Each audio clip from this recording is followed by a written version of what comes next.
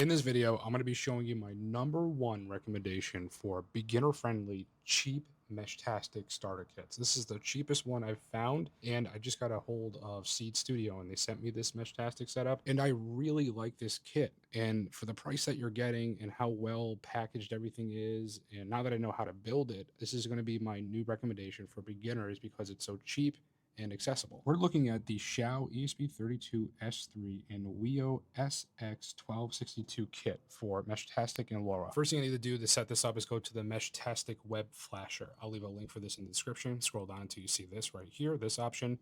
Click on it. It's going to pick the firmware for you. Click on flash and then scroll down until you see continue. Click on that. Then you're going to click on update. Now, when you plug in this device, you need to hold down the boot button and then plug it in. Just to show you, it's labeled with the letter B. Once you do that, your computer should recognize that the device is plugged in. Click on it, and then click on connect. Now, if you plugged it in correctly by holding down that boot button, it should just look like this. If you see anything red, you need to try plugging it again by holding down the boot button.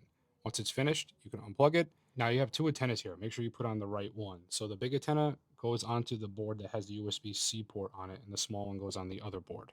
Now, I recommend putting on the big antenna first on this board right here, because you're going to have to stack the other board on top of it, and it has no room to do so.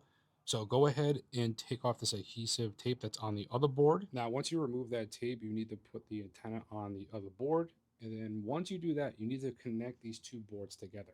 Now, you're going to see like a little connector piece on both, and they look like they're meant for each other because they are.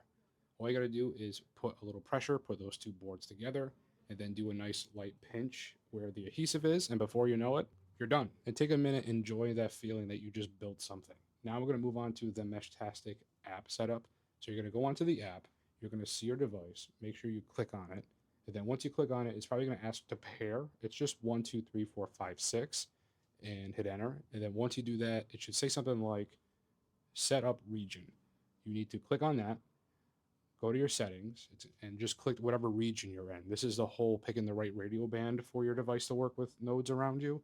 And I'm in the US, so I click on US, and that's it. Your device should reboot after you hit the save button, and you're done. You just built, flashed, and set up your node with the right radio frequency all under, what, 5 minutes? Now, if you want a simple way to power this little device, you can just add a battery. If you don't feel comfortable soldering something on like myself, just put a battery bank on it, and that's it. Now you're ready to start communicating off the grid with Meshtastic. I don't think you can get any cheaper than this and have it be as easy to set up as this, all in one shot. Shout out to Seed Studio for sending this thing to me. I'll leave the product link in the description. Thank you very much for watching, and as always, remember that safety is an illusion.